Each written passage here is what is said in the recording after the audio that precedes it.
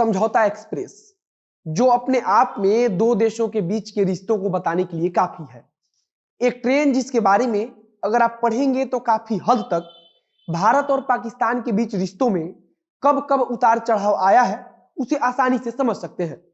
दरअसल जब जब भारत और पाकिस्तान के बीच रिश्तों में कोई खटास आई है तब तब समझौता एक्सप्रेस को रोका गया है। आज हम इस बारे में इसलिए बात कर रहे हैं क्योंकि समझौता एक्सप्रेस ट्रेन में 18 फरवरी 2007 को एक बम ब्लास्ट हुआ था। एक बम ब्लास्ट जिसने भारत को शर्मसार कर दिया था, क्योंकि यह सब कुछ भारतीय सीमा के अंदर हो रहा था। आज समझौता एक्सप्रेस बम ब्लास्ट कैसे हुआ था और इसकी जांच कहां तक पहुंची और किसे इसका आरोपी माना गया, उन सब चीजों पर एक एक कर बात करेंगे। नमस्कार, मेरा नाम है मोहित कुमार सिंह और आप देख रहे हैं हमारा विशेष कार्यक्रम अतीत। 18 फरवरी 2007 को भारत और पाकिस्तान के बीच चलने वाली समझौता एक्सप्रेस ट्रेन नंबर 4001, उसमें एक विस्फोट हुआ। भारत और पाकिस्तान के बीच समझौता एक्सप्रेस हफ्ते में 2 दिन चलती थी। कहानी की शुरुआत शुरू करते हैं। 18 फरवरी 2007 का दिन और रात के 11:30 से ज्यादा हो चुके थे। समझौता एक्सप्रेस अपने निर्धारित रूट पर जा रही थी।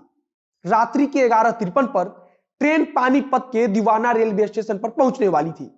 सब कुछ सामान्य चल रहा था, लेकिन दीवाना रेलवे स्टेशन के पास अचानक ट्रेन में एक विस्फोट हुई। विस्फोट होने के चलते ट्रेन में आग लग गई और उसमें कुल 68 लोगों की मौत हो गई। मरने वालों में अधिकतर नागरिक पाकिस्तानी थे। 18 फरवरी को रात में यह हादसा हुआ और 19 फरवरी को एसआईटी हरियाणा पुलिस ने इस मामले को दर्ज किया। मामला आग की तरह दोनों देशों में बसे करोड़ों नागरिकों के बीच भी पहुंच गया।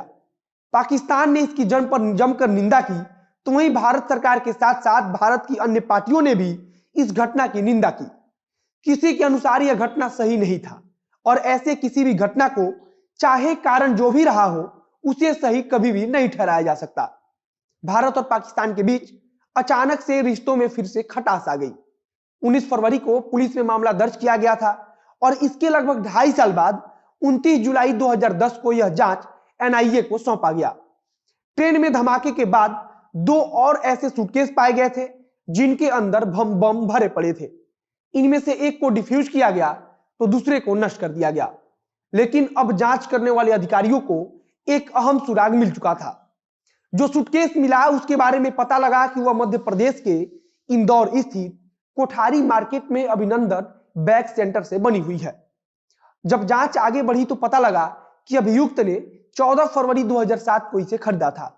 14 फरवरी को उसने बैग को खरीदा था और 19 फरवरी को यह घटना हुई थी।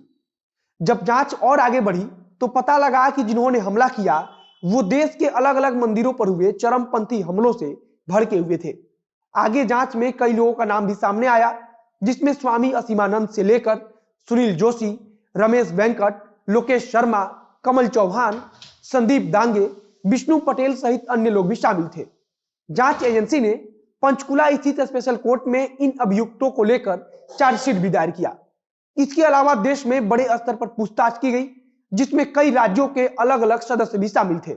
जांच में यह बात निकलकर सामने आई थी कि ट्रेन में बम विस्फोट का मकसद सिर्फ और सिर्फ बदला था। इस मामले में गिरफ्तार किए गए राजेंद्र चौधरी, कमल चौहान और लोकेश शर्मा का नाम इसके पहले 2006 के मालेगांव ब्लास्ट में भी आ चुका था। इसके अलावा राजेंद्र चौधरी और कमल चौहान ने तो 2006 के दिसंबर में इंटरसिटी एक्सप्रेस से फर्जी नाम के साथ दिल्ली पहुंचे थे और वहां मौजूद सुरक्षा का जायजा लेकर उसी दिन वे वापस भी लौट गए थे। इसके बाद 2007 में फिर से स्टेशन की रेकी की गई। मकसद इस बार भी वही था कि सुरक्षा व्यवस्था की जांच की जाए। जांच में लगभग पूरी बात सामने आ गई थी।